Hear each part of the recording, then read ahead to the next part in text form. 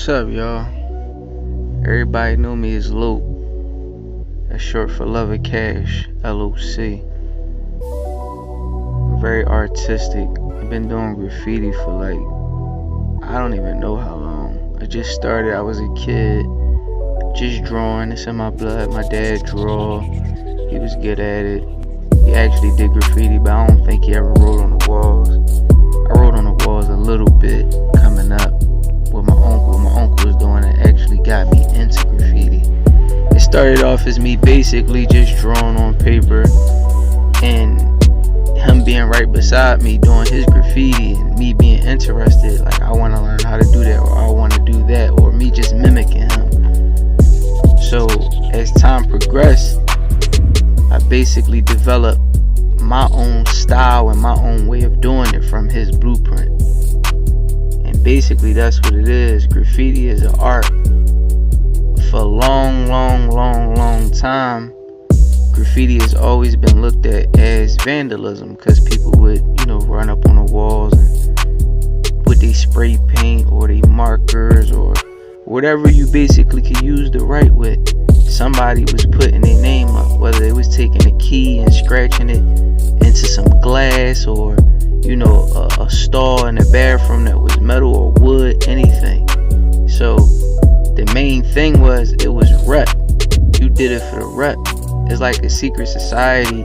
Nobody really knows who the person is behind the name now, unless you're in tune with this, this underworld, I would call it. Like, you remain anonymous. Only thing you're known by is your style and your name and the way that you get up. Whether it's you go big, or you very colorful or real vibrant with what you do.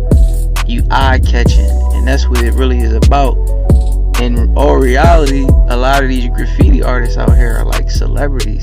They're legends, whether you know it or not. And like I said graffiti artist, not graffiti vandal. So like I said before, you think about it, they always looked at it as vandalism. It's like, now the times change, they're accepting it more as art, which it always has been. Even if you go back, I can't even say, but they were doing hieroglyphics and stuff and doing stuff on the wall. They were saying like the kings and all that was doing that because they wanted to be remembered. So basically that's what the graffiti artists are doing. The ones that do it, we would call them a street vandal or whatever, but you getting up for that rep. And the more rep you get, it's just like the rap world, the dancing world. It's crazy because if you look at it, they all go hand in hand. You got hip hop, you got dance, pop locking and battle dancing and all that type stuff, and you got graffiti. They all go hand in hand. They all have different similarities. They're all an art. Just to start off with, they're all an art. It's just a different art form.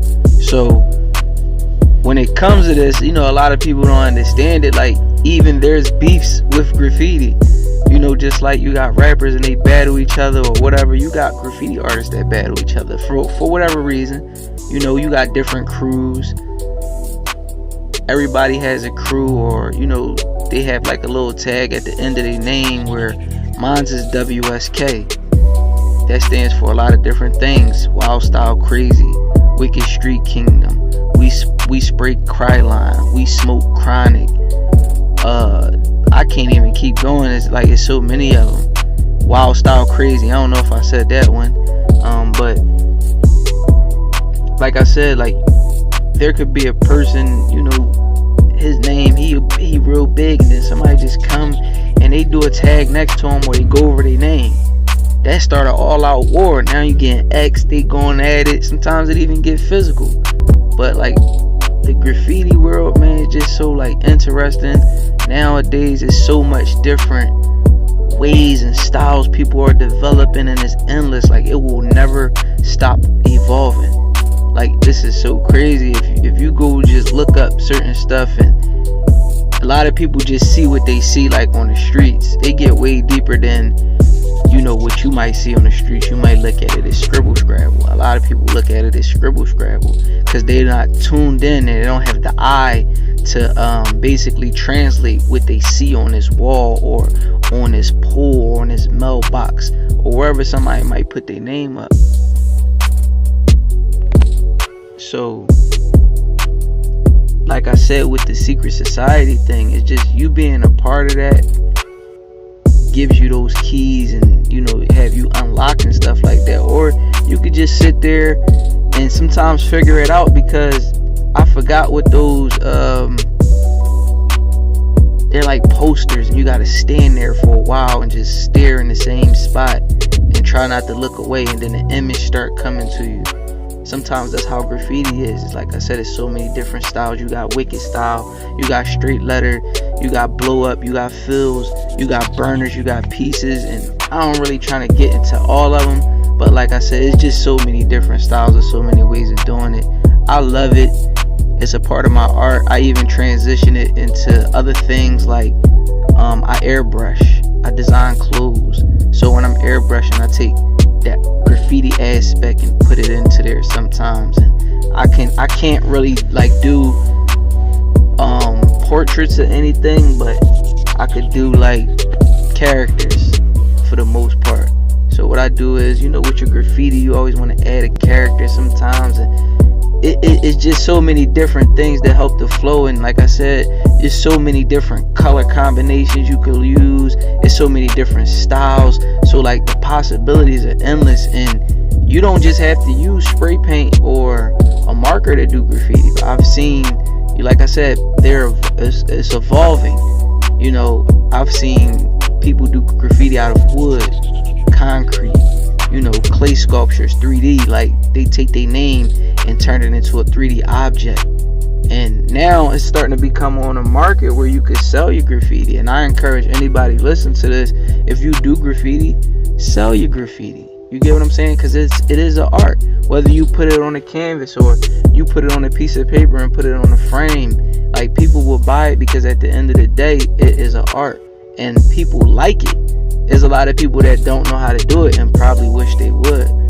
I will wish they could. Sometimes you just have to have that gift and that eye and that hand coordination to take what you see and bring it out on a piece of paper or a wall or anything with paint, whatever the case may be. So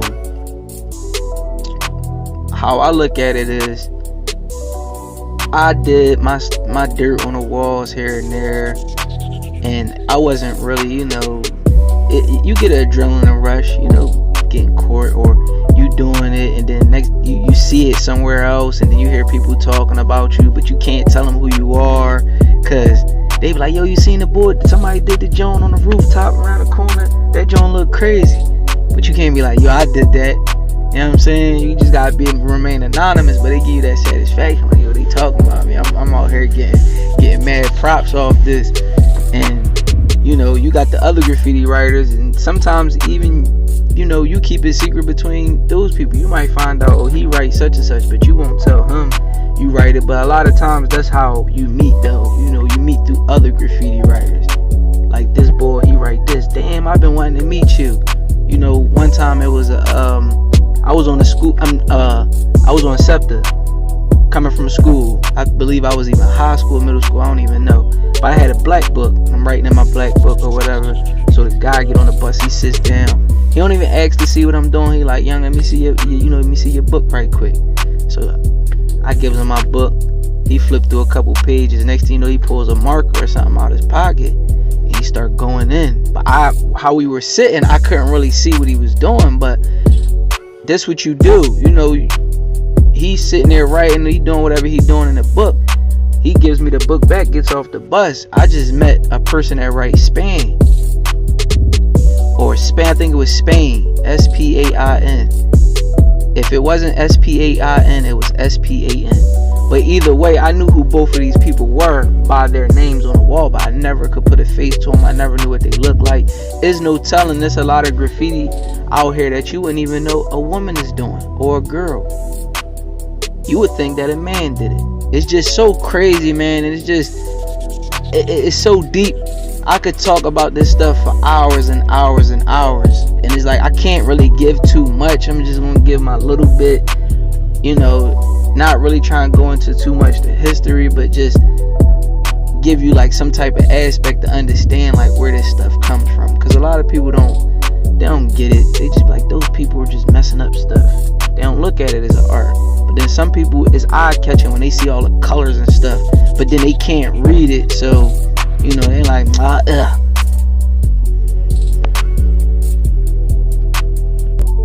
So I'm in here doing this wall, and you know, I'm putting sturdy on it. You know, sturdy means what it means. You already know, solid. We ain't gonna bend, we ain't gonna fold. It's strong, it's sturdy. And I sat there and that was like a freestyle. I didn't do a blueprint for that, anything. That just was in my brain. What I saw, some of it kind of manifested while I was actually doing it. I kind of had the idea for the skull bombs because of the Goonie Gang, you know, and they're affiliated with OBH. But I was just trying to think like with the Goonie Gang, I always see like skulls, and the person I'm doing the wall for, I would say he's a part of the Goonie Gang, and not an actual gang like violence gang, because people get that messed up. A gang is actually just a group of people. So whether this person, he might not even rap, but he's a part of that crew, just like I said with the graffiti, where they're GG, you know, Goonie Gang, and then he could write his name up and put GG at the end, because that's the Goonie Gang. A lot of times, which is funny, I never noticed it until I just said that just now, that normally graffiti crews have like a 3-letter tag at the end. Like I said, you got ICP, KIW, UTS, like I said, WSK. It's other crews, I think, I don't know if they're from New York, but I've heard of the One Up crew, and I kind of like the stuff they be doing there. Like, they do stuff the size of buildings. Then you got people that do stuff, you know, it's getting crazy now. It's fire extinguishers and all that stuff they're using. You'll be surprised on how, you know, they're getting this stuff on his walls, man. And you know, I don't know, man. It's something that I love. I got a passion for it, and you know, I when I got free time, I always sit down and I put something together. Even when I was in school, I used to just draw on all my books. You could tell somebody that do graffiti because they write on everything. And when I say everything, it's almost like everything. They book bag, you know, you go in a house, they got stuff that they just writing on for no reason. I even heard a story about a kid that started he's not a kid now, but he's a grown man. I'm not gonna say he's a kid. A guy that started a clothing line off of graffiti. You know, I guess he was just writing on the walls and stuff like that. But he was just doing stuff, and his mom told him like, yo, just go ahead and write, you know, in your room. Don't write nowhere else. And he stuck to it, and he transformed it into a clothing line. I think it's the guy who has like a teddy bear face, and he uses a lot of colors and stuff like that. Even with Mesquine, if you guys can remember when Mesquine came out, there were a lot of graffiti writers doing Mesquine clothing line. Like, if you could see the hand style that said Mesquine, that was a graffiti writer, you know, hand style. We tend to, like me, I'm not really good with cursive, but I got a hand when it comes to certain graffiti letters. You know, I can't do every letter good. It's just the letters I practice on and letters I'm used to. And I don't know, back to the sturdy wall, it's just bringing that back up. You just think about, like I just said, there was no type of blueprint, where a lot of times when you do graffiti, do pieces or whatever, you'll take, you know, a piece of paper with you and that you already done did something so you could go off of. With that, I just walked up to the wall and freestyle, just did what I was going to do. I just had a color combination in mind. The colors came out good. It's not exactly what I pictured, but like, I'm the artist, so I'm gonna be my worst critic. You know, it's so many different ways that you could put something on a wall, like I said before, with different materials. So I'm just using spray paint. I could have went in and got some airbrush. I could have used markers on the wall too. I could have used, like an actual paint bucket, splash it on the walls, my backdrop. A lot of different things, man. So, like I said, the possibilities are limitless. Like, there's no set way to do anything, and there's no like, oh, this is the right way to do it. Like, if it's on there, it's on there. It look good. That's just the style.